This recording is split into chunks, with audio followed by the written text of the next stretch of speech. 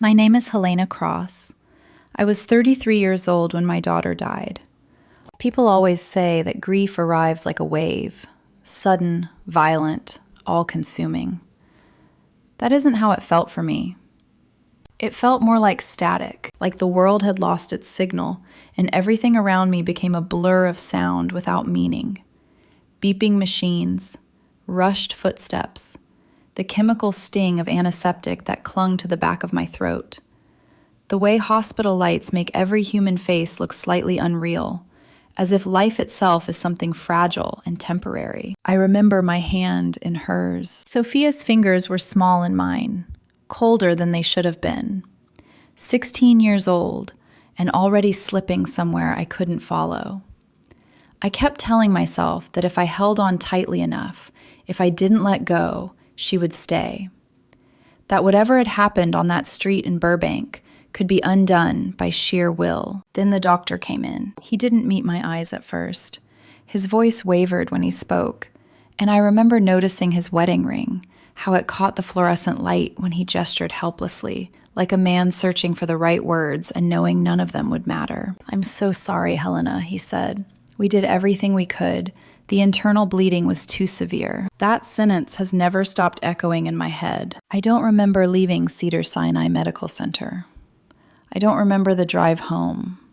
It's as if my mind shut itself down, protecting me from details that would have shattered what little I had left. Sophia had been driving home from the Burbank Public Library, her old Honda Civic packed with textbooks and notebooks covered in ocean-themed stickers.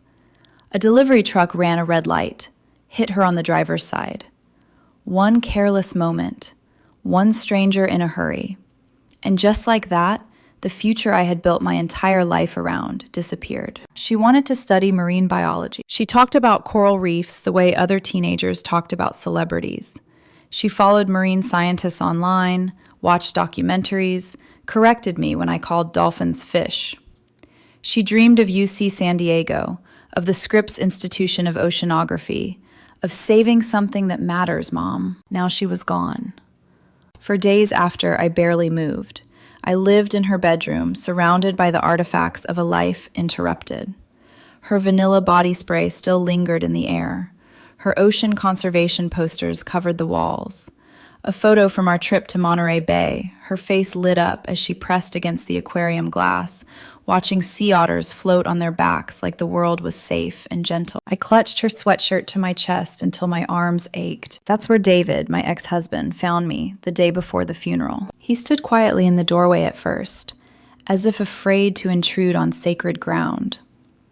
We hadn't been married in 3 years, but we had learned, slowly, painfully, how to be better co-parents than we ever were as spouses. He picked up one of her books from the nightstand, something about ocean acidification, sat beside me on her twin bed with the dolphin comforter. She was going to save the oceans, he whispered. That was all it took. We broke down together, not as exes, not as a failed marriage, but as two people who had created something beautiful and lost it. She called me last week, he said between sobs, said she finally chose her program, Scripps. She was so sure. I know, I whispered. She wanted to study with Dr. Anderson, the one she followed on Instagram. What do we do now? He asked. Without her. I didn't have an answer. I only knew this. Grief doesn't just hollow you out. It sharpens you. A week after we buried Sophia at Forest Hill Cemetery, David and I met at our old Starbucks in Studio City, the one where we used to take her for hot chocolate after soccer practice. We had business to discuss. Even calling it that felt wrong. Sophia's college fund sat untouched in a joint account. $32,000. 12 years of sacrifice. Birthday checks, extra shifts, money she'd earned herself working at the aquarium gift shop in Santa Monica, coming home every night smelling like salt and sunscreen. David stared at the statement like it might disappear if he looked away. It feels wrong, he said, like we're stealing from her. I pulled out papers I'd found in her room, donations, scholarship research, volunteer applications. She was already planning to give back, I said quietly. That was when we decided. For the first time since the accident, something inside me settled. I thought that was the worst part. I was wrong. Because the next day, my stepdaughter knocked on my door, and grief finally showed me exactly who I was married to.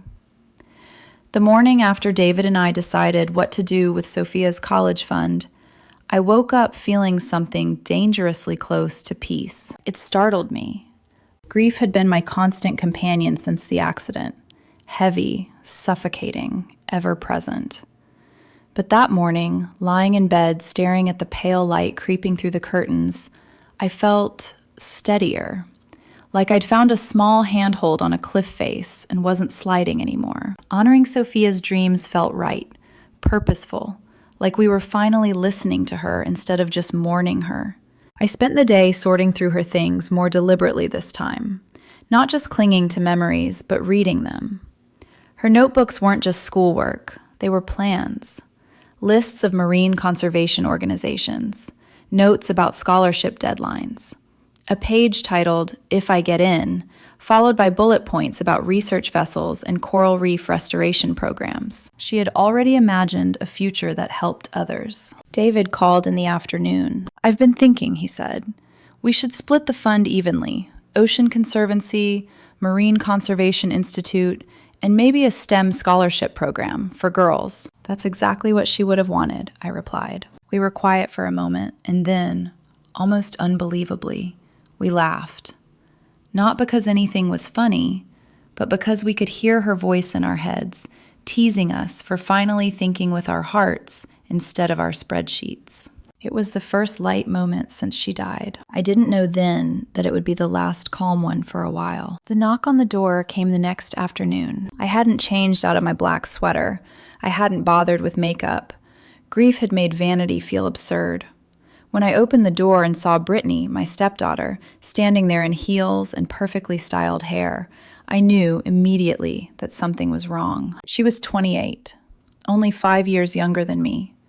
And from the moment I married her father, Robert, she'd treated me like a temporary inconvenience. "Helena," she said softly, stepping inside without waiting for an invitation.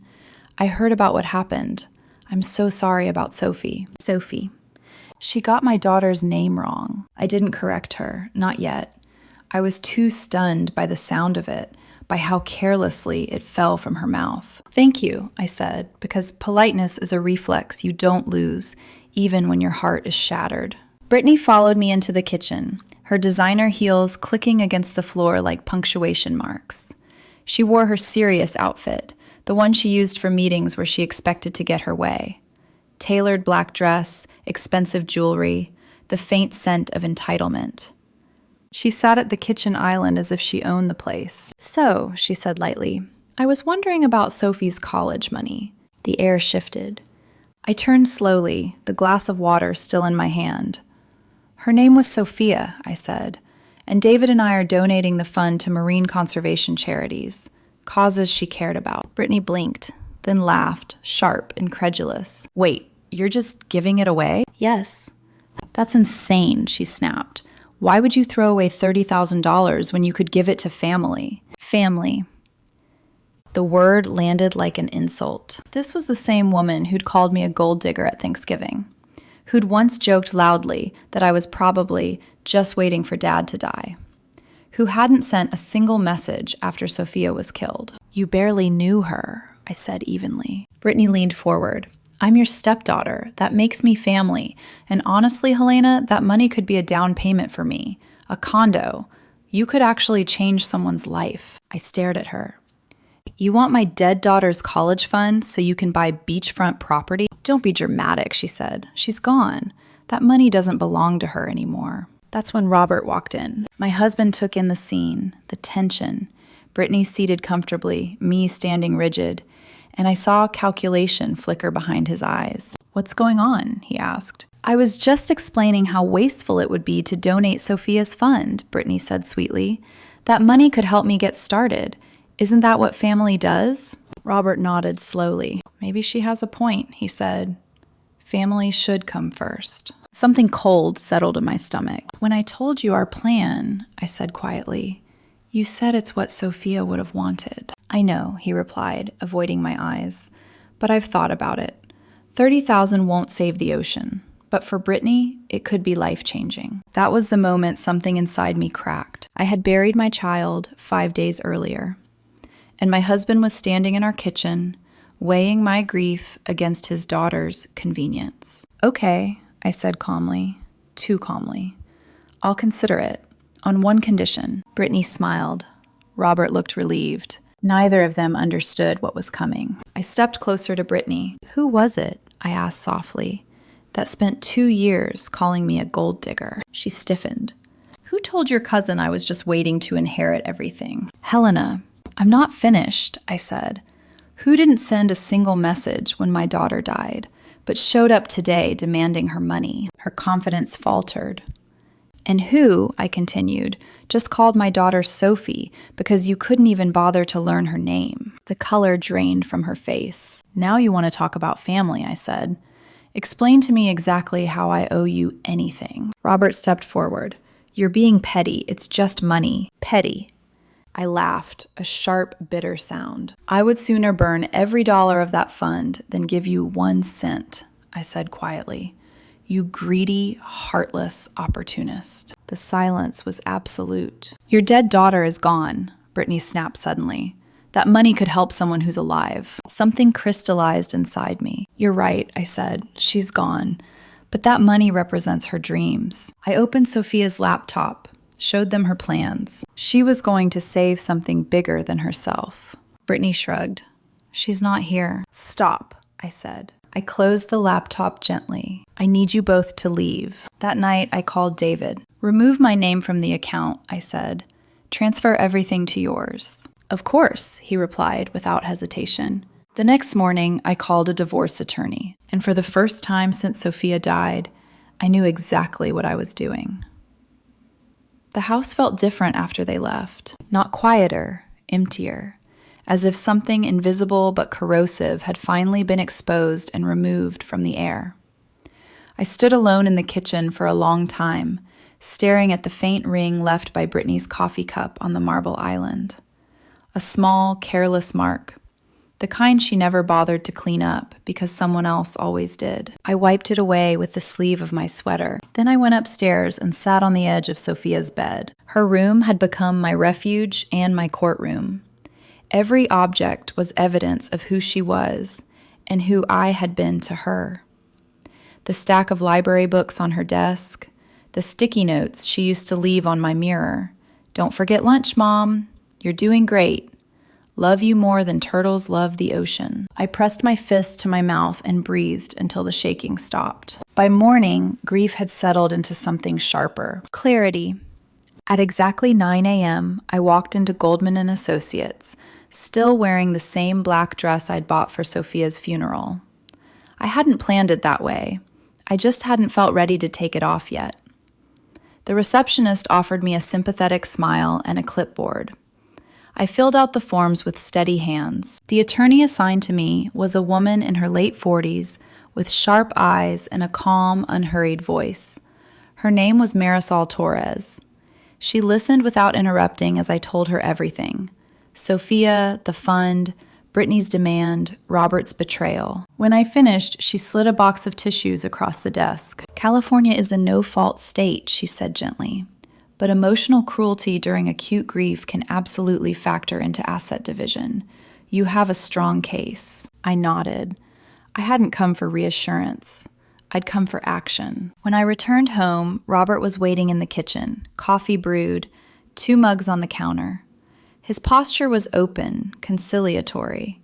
The expression he wore was the one he used when he thought logic would fix everything. Helena, he said softly, let's talk. I set my purse down and pulled the divorce papers out slowly, placing them between us like a boundary. Sign these. The color drained from his face. You're serious? He asked.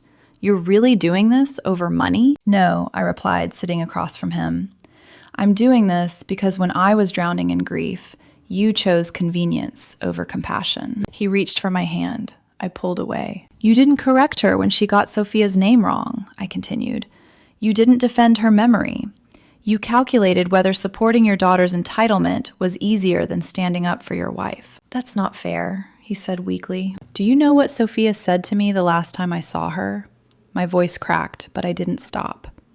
She said, "Mom, I'm proud of how happy you are with Robert. You deserve someone who puts you first." Robert's face collapsed. "She was wrong," I said quietly. "You never put me first. I just convinced myself that being included was the same as being valued." He didn't argue. He didn't beg. He just sat there, staring at the papers, finally realizing that the version of me who tolerated disrespect had died with my daughter. That afternoon, I packed 3 suitcases and left. I checked into a small hotel near the ocean, the same stretch of beach where Sophia and I used to collect shells and talk about her future.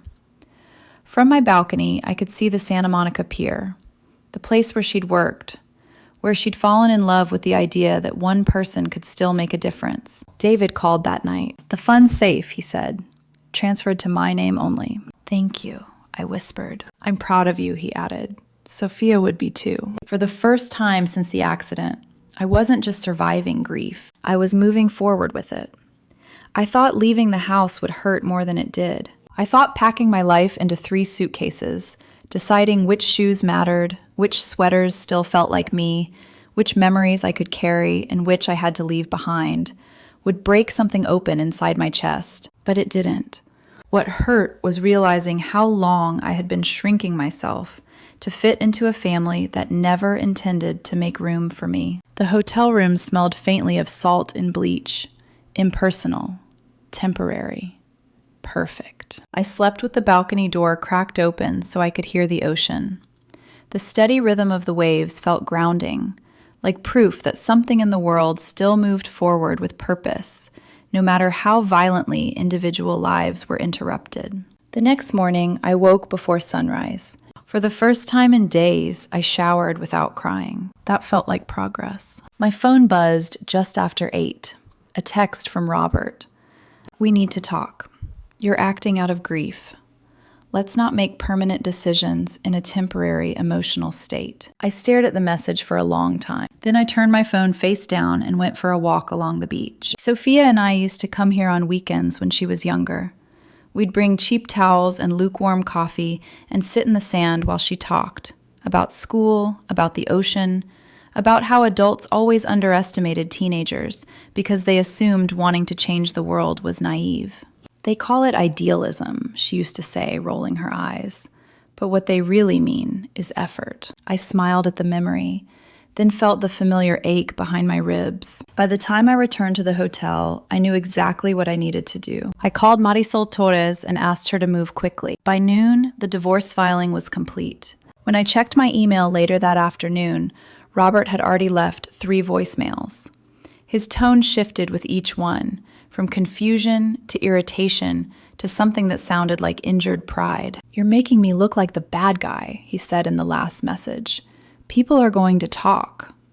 That, more than anything, confirmed I'd made the right decision. 2 days later, I went back to the house to collect the rest of my things. Robert wasn't home.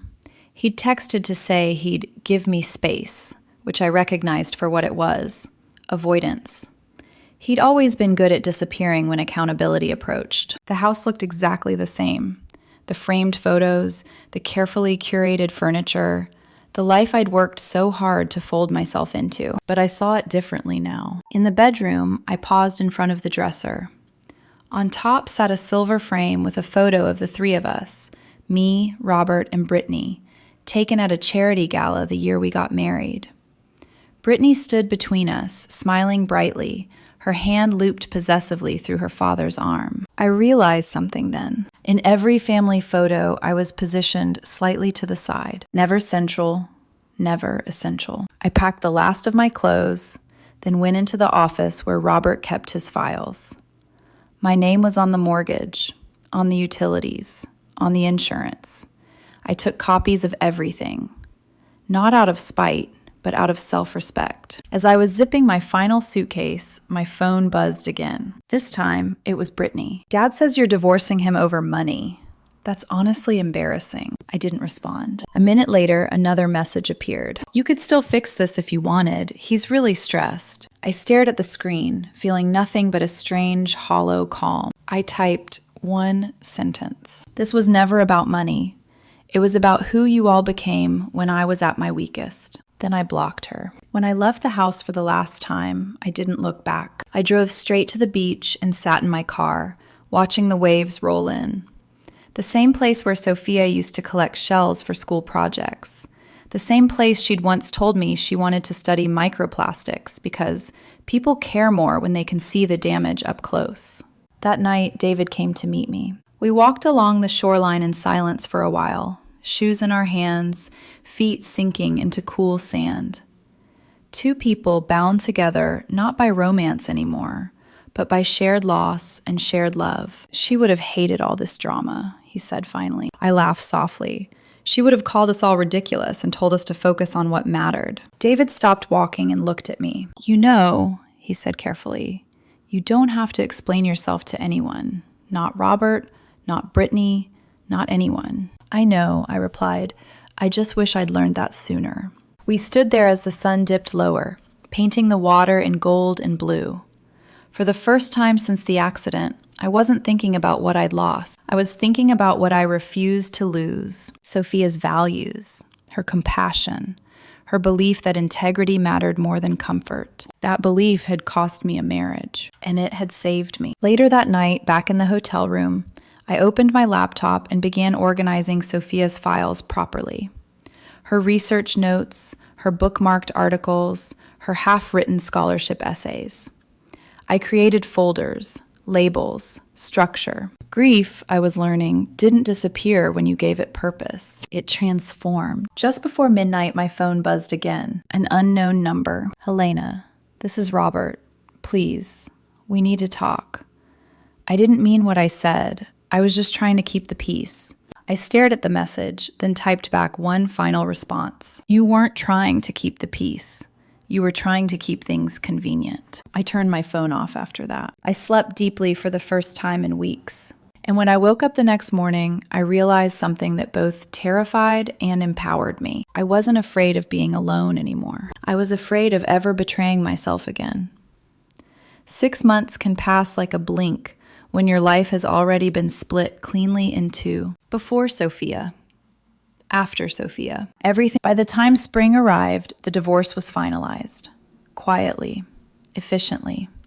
Robert didn't contest much, not because he suddenly understood what he'd done, but because he preferred damage control to introspection. We divided assets, signed papers, and became strangers with shared history. That chapter closed without drama. The one that opened afterward was louder in a different way. David and I spent those months doing something neither of us had expected grief to give us. Focus. We turned Sophia's college fund into the foundation of something real, not symbolic, not performative, tangible. Alive. We met with representatives from the Scripps Institution of Oceanography, advisors who listened carefully as we explained who Sophia had been, her curiosity, her intensity, her frustration with people who talked about saving the planet without doing anything about it. They smiled at that. Apparently, they could already tell. Together, we established the Sophia Helena Memorial Scholarship for Marine Conservation. Full tuition coverage, research stipends, mentorship with active marine scientists, a requirement that recipients commit to community outreach, because Sophia had believed education only mattered if it spread. When word got out, donations followed. Former teachers, classmates' parents, even the manager from the aquarium gift shop where she'd worked part-time sent a handwritten note with a check inside. She made my job feel meaningful again, he wrote. The day of the first award ceremony arrived quietly. Too quietly, I thought. After everything that had led us there, I'd expected fireworks or chaos or some dramatic sense of closure. Instead, it was calm, clean, purposeful. The auditorium at UC San Diego filled slowly. Students murmured.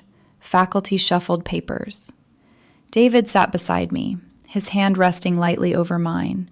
Not possessive, not romantic, just present. When Dr. Rebecca Martinez stepped up to the podium, my chest tightened. The recipient of the inaugural Sophia Helena Memorial Scholarship, she announced, is Isabella Rodriguez. A young woman stood from the third row. She couldn't have been more than 18. Her hands shook as she walked to the stage, clutching the edge of the lectern as if afraid it might disappear. Her eyes were bright, fierce, focused, painfully familiar. She spoke about plastic pollution, about coral reef restoration, about growing up in East Los Angeles and watching environmental damage be treated like an acceptable cost of progress. I promise, she said, her voice trembling, to honor Sophia's memory by dedicating my life to the work she never got to do. I didn't realize I was crying until David squeezed my hand. After the ceremony, Isabella found us in the crowd. I read everything about Sophia, she said breathlessly. Her research interests, her volunteer work. I'm going to study coral reef regeneration. I swear I'll finish what she started. I hugged her. And for the first time since the accident, hope didn't feel like betrayal. Later that evening, David and I walked along the beach near campus. The same kind of shoreline Sophia used to analyze with clinical curiosity and childlike wonder. She would have loved this, David said. She would have corrected everyone's terminology. I laughed softly and demanded monthly progress reports. We stood there in comfortable silence. Two parents who had learned that love doesn't end with death, it evolves. My phone buzzed. A text from Marisol Torres. Final papers processed. You're officially free. Free. I let the words settle. 3 weeks later, another message arrived. An unfamiliar number. Helena, this is Brittany. Dad told me about the scholarship. I just wanted to say, I think Sophia would have liked it. I'm sorry for how I acted. I stared at the screen for a long time. Then I deleted the message. Some apologies come after the damage has already reshaped you. Accepting them doesn't always bring peace. Sometimes, closure is choosing not to reopen a door that burned for a reason. That night, I opened my laptop and began writing again. Isabella had sent her first research update. Photos, data, questions, passion. I forwarded it to the donors with a simple note. Sophia's legacy is working exactly as intended. As I closed the laptop, I realized something profound. I hadn't just lost a daughter. I had gained a responsibility to protect what she believed in, even when it cost me comfort, marriage, and the illusion of family. Sophia's future didn't disappear with her. It multiplied. And this time, it was in very good hands. People think healing announces itself. They expect a moment, a sunrise, a deep breath, a sudden realization where the pain finally loosens its grip and you know, with certainty, that you're okay again. That isn't how it happened for me. Healing arrived quietly, disguised as routine. It was answering emails about scholarship logistics without breaking down. It was walking past Sophia's favorite coffee shop and only pausing for a second instead of 10 minutes.